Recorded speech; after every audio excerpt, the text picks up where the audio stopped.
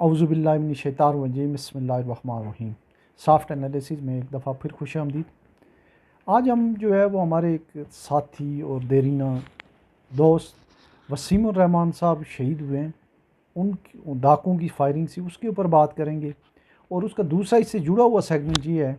کہ کچے اور پکے کے ڈاکوں کے رحم و کرم پہ پاکستان کے جو شہری ہیں اور پاکستان کی ریاست ان کے رحم و کرم پہ کیسے، اور یہ کچے اور پکے کے ڈاکو کون ہیں۔ تو سب سے پہلے ہم بات کر لیتے ہیں، جو وسیم الرحمان صاحب جو ہیں وہ ایک اسٹیٹ بینک آف پاکستان کے ایڈیشنل ڈائریکٹر تھے، اور پچھلے سال وہ ریٹائرڈ ہوئے تھے۔ بہت ہی لائق، ایماندار، محنتی اور دیانتدار آفیسر تھے، اور وہ ریٹائرمنٹ کے بعد تعلق ان کا پنجاب سے تھا، بلکہ وہ شروع میں ان کی پوسٹنگ اسلام آباد آفس میں، کراچی میں بھی رہی، اسلام آباد آفس میں بھی، تو زیادہ تر وہ کراچی میں رہے، وہ کراچی میں شاید سیٹل تھے۔ تو ان کو جو ہے مختصراً یہ کہ ان سے کوئی گاڑی چھیننے کی کوشش کی گئی، انہیں لوٹنے کی کوشش کی گئی۔ وہ بڑے دبنگ سے آدمی تھے، انہوں نے ریزسٹ کیا، انہیں گولی مار دی گئی، اور ان کا ہاسپٹل میں جو ہے وہ ایڈمٹ تھے، اور کسی حد تک بہتر بھی ہو رہے تھے، لیکن انہیں کہتے ہیں کہ ہارٹ اٹیک ہوا۔ ایکچولی ہارٹ اٹیک جو ہے ان کو گولی جو لگی تھی وہ لگی تھی پھیپھڑے میں۔ آپ کے جب پھیپھڑے یا آپ کا لیور یا کوئی بھی مین آرگن ہے یا کڈنیز میں جو ڈیمیج ہوں اور وہ کام نہ کریں، تو اس کا جو ہے اس کا جو فال بیک ہوتا ہے وہ یہی ہوتا ہے کہ جو ہے وہ برین ہیمریج ہو جاتا ہے یا ہارٹ اٹیک ہو جاتا ہے۔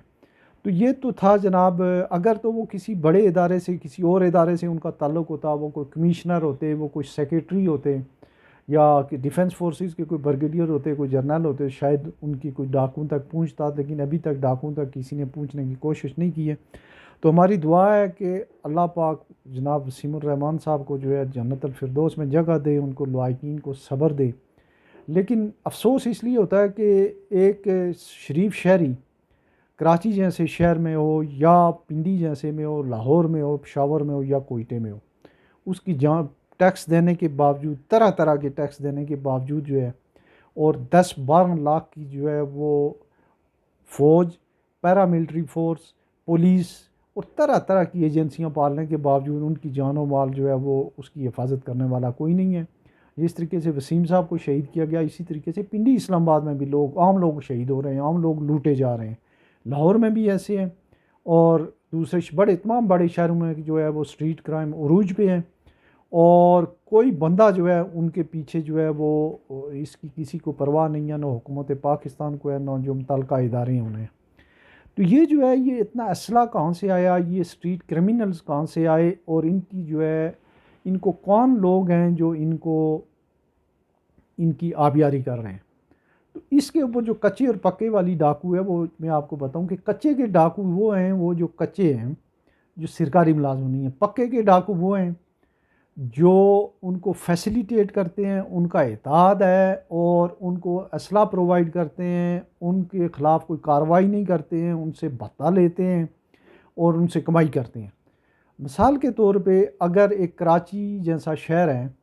اس میں اتنے وسیع پیمانے پر اگر آ گیا ہے اسلحہ، یا یہ جو کچے کا علاقہ ہے، ڈی جی خان، بہاولپور، راجن پور، اور یہ جو ڈی جی خان کچے کا علاقہ میں جو ہے، اس میں وہ جو باول نگر کا علاقہ ہے وہ تو دوسرے دریا کے ساتھ ہے، دریائے سندھ کے ساتھ ساتھ جو ہے یہ کوئی 400 میل کا علاقہ ہے، جس کو کچے کا کہتے ہیں، پنجاب میں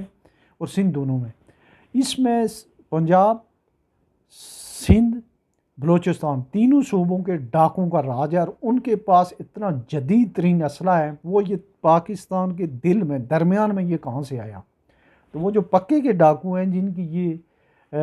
ڈیوٹی ہے کہ وہ اسمگلنگ نہ ہو، یہاں پہ جو ہے کوئی اسلحہ نہ آئے، یہاں پہ جو ہے کوئی کرمینل قسم کی جو ہے گولہ بارود نہ آئے، وہ پکے کے ڈاکو جو ہیں وہ ان کو فیسیلیٹیٹ کرتے ہیں۔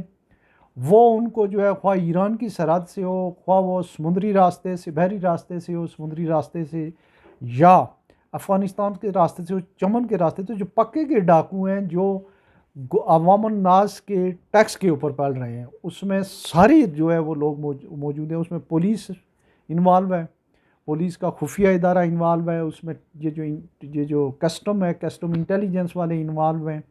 اس میں ایف سی والے انوالو ہیں، اس میں جو ہیں وہ انوالو ہیں ہمارے رینجرز والے انوالو ہیں، اور تو اور بلوچستان میں عام طور پہ جو ہے یہ جو شبر زیدی اور جو دوسرے لوگ ہیں وہ بڑا کھلا کہہ رہے ہیں کہ وہاں جو پوسٹڈ آرمی کے لوگ ہیں وہ بھی جو ہے اسمگلنگ ایک پیٹرول کی نہیں ہوتی ہے، اسمگلنگ میں جو ہے یہ سارے جدید ترین ہتھیار جو ہیں وہ افغانستان، ایران اور سمندری راستے سے آ رہے ہیں، اور وہ استعمال کس کے خلاف ہو رہے ہیں؟ وہ ریاست کے خلاف استعمال ہو رہے ہیں، وہ عوام الناس کے خلاف استعمال ہو رہے ہیں۔ اچھا، یہ جتنی بھی ہمیں تو بڑی تشویش ہوتی ہے جتنی لا اینڈ آرڈر سچویشن ہوتی ہے لیکن خراب ہوتی ہے، لیکن جو ادارے ہیں، مثال کے طور پہ کراچی میں رینجرز ہے، وہاں پہ جتنی حالات خراب ہوں ان کا سٹے اوور ہوتا ہے، وہ خوش ہوتے ہیں۔ وہاں پہ انہوں نے اپنے بزنس شروع کیے ہوئے ہیں، وہاں پہ انہوں نے اپنے جو ہے شادی ہال شروع کیے ہوئے ہیں، وہاں پہ انہوں نے ہاسٹلوں پہ قبضہ کیا ہوا ہے، وہاں پہ انہوں نے ایون اسٹیٹ بینک کی کالونیوں پہ قبضہ کیا ہوا ہے، اور اس کے علاوہ جو ہے وہاں ایک پیرالل ایک متوازی حکومت قائم ہوئی ہوئی ہے، اور اس کا جو وہاں ان کی ڈپلائمنٹ ہے اس کے وہ پیسے حکومت سندھ سے لیتے ہیں، یہی حال بلوچستان کا بھی ہے۔ تو ان کا ایک تقریباً آلموسٹ ایک پیرالل یہ بزنس بن چکا ہے، اور یہ بڑی تشویشناک بات ہے۔ جو ارباب اختیار ہیں انہیں یہ چاہیے ہے کہ یہ کچے اور پکے کے ڈاکوں کا جو اتحاد ہے اس کو توڑا جائے، اور ڈاکوں کے خلاف، اسمگلروں کے خلاف، چوروں کے خلاف اور اسٹریٹ کرمنل جو لوگ ہیں